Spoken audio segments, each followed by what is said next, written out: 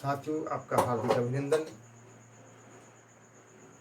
आज मैं अपने YouTube चैनल के माध्यम से, जिसका नाम है प्रभावी शिक्षा केंद्र या इफेक्टिव एजुकेशन हब, इसके माध्यम से जो मैं अगली वीडियो हैं उनके लिए मैं एक भूमिका तैयार कर रहा हूं, जिससे कि वो उन दो वीडियो की जो कहानी है वो आपकी समझ में आ जाए। इस कहानी में मैं आपके लिए प्रस्तुत करने जा रहा हूँ प्रसिद्ध कवि रामधारी सिंह दिनकर की रचना से रसमरथी का एक अंश, जिसका नाम मनुष्य और सर्प है। इसमें उस समय का वर्णन किया गया है जब खांडव वन में आग लगी, तो उस समय वहां बहुत से नाग उस खांडव वन में रहते थे। तो उन्हीं के बीच तक्षक नामक जो सर्प था, जो नाग था, वो भी अपने परिवार के साथ रहता था। खांडव वन में जब आग लगी तो उसमें तक्षक नामक जो सर्प था वो वहाँ उपस्थित नहीं था, लेकिन उसकी पत्नी और उसका पुत्र वहाँ थे। जब बहुत से नाग अब उस अग्नि में जलने लग गए, तो तक्षक नाग की पत्नी ने सोचा कि अब हम भी जल जाएंगे। तो उसने जो है अपने पुत्र को निगल लिया, और निगलने के बाद वो आकाश में उड़ने लगा। जब अर्जुन ने देखा कि कोई सर्प जो है वो आकाश में उड़ रहा है, तो अर्जुन ने अपने बाण से उस पर प्रहार किया और तक्षक नाग की जो पत्नी थी उसकी मृत्यु हो जाती है, उसका देहांत हो जाता है।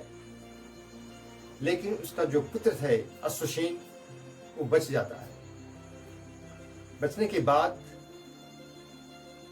वो जो अश्वसेन नामक सर्प था वो अर्जुन को अपना शत्रु मान बैठता है और प्रतिशोध की अग्नि में वो जलने लगता है। बदला लेने के लिए वो अपने शरीर में, अपने अंदर गरल अर्थात विष या जहर इकट्ठा करता रहा, और ये सोचकर कि मैं जब भी मुझे मौका मिलेगा मैं इसका प्रयोग अर्जुन पे करूंगा।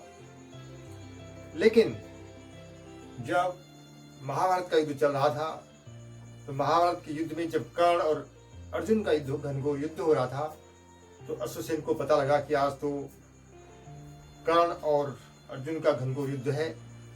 तो अश्वसेन नामक सर्प जो है वो रण क्षेत्र में पहुंच गया, और पहुंचने के बाद वो धीरे से कर्ण के तरकस में पहुंच गया।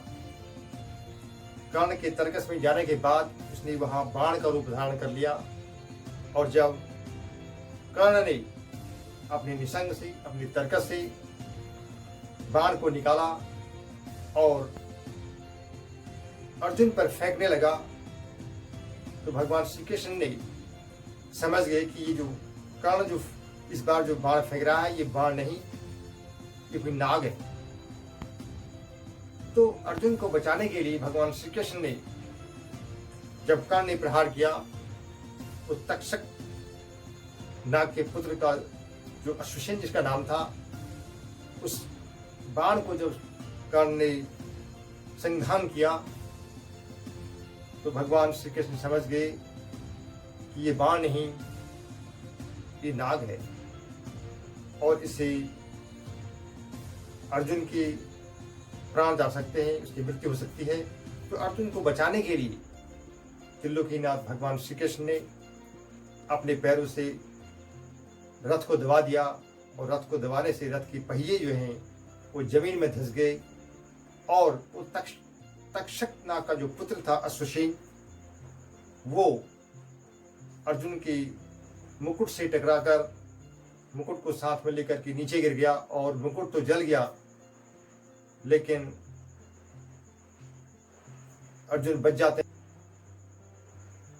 इसके पश्चात अश्वसेन नामक जो नाग है, जो सर्प है, वो फिर से कर्ण के निशंग में, तरकस में पहुंच जाता है। लेकिन जब इस बार कर्ण अपने निशंग में से बाण को निकालता है, और जब अपने धनुष पर चढ़ाता है, तो पहचान लेता है कि यह धनुष नहीं, ये सर्प है। उसके बाद जो है अश्वसेन कर्ण से कहता है कि अर्जुन तुम्हारा भी शत्रु है और मेरा भी शत्रु है, तुम मुझे मेरे गंतव्य स्थान तक, मेरे उद्देश्य तक मुझे पहुंचा दो, और जो मैंने इतने वर्षों तक अपने जीवन भर में जितना जो जहर इकट्ठा किया है, मेरे को इसका उपयोग अर्जुन पे करना है। लेकिन कर्ण जो है उसको मना कर देता है कि अगर मैं मनुष्य हूँ और मनुष्य होकर के अगर मैं शर्त की सहायता लूँगा तो आने वाली पीढ़ी मुझसे क्या कहेगी कि कर्ण ने जो है अपने जीवन में इतने अच्छे काम किए, इतने कर्म किए, लेकिन अंत में उसने सबको मिट्टी में मिला दिया, उसके राख में मिला दिया। तो इसी बात का वर्णन मैं अगली वाली वीडियो में करूँगा, जिसमें प्रथम वीडियो में मैं आपको अश्वसेन की वार्ता जो कर्ण से होती है उसका व्याख्यान करूँगा, और उसकी जो अगली जो वीडियो आएगी उसमें मैं आपके लिए लेकर आऊँगा कि कर्ण जो है वो अश्वसेन को क्या जवाब देते हैं, उसकी बातों का, उसका व्याख्यान मैं करूँगा। तो साथियों, मैंने जो ये भूमिका तैयार की है ये आपको समझाने के लिए कि जिससे कि आपकी समझ में आ जाए कि कर्ण और अर्जुन का जो युद्ध हुआ उसमें,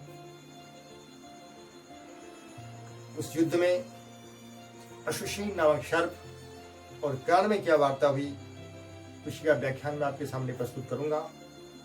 इसलिए मैंने ये भूमिका तैयार की है जिससे कि आने वाली जो वीडियो है वो आपकी समझ में आ जाए। तो साथियों, मेरा ये प्रस्तुतिकरण, ये मेरी जो भूमिका, मेरी प्रस्तावना आपको कैसी लगी, आप अवश्य सब्सक्राइब करें, कमेंट करें और लाइक करें।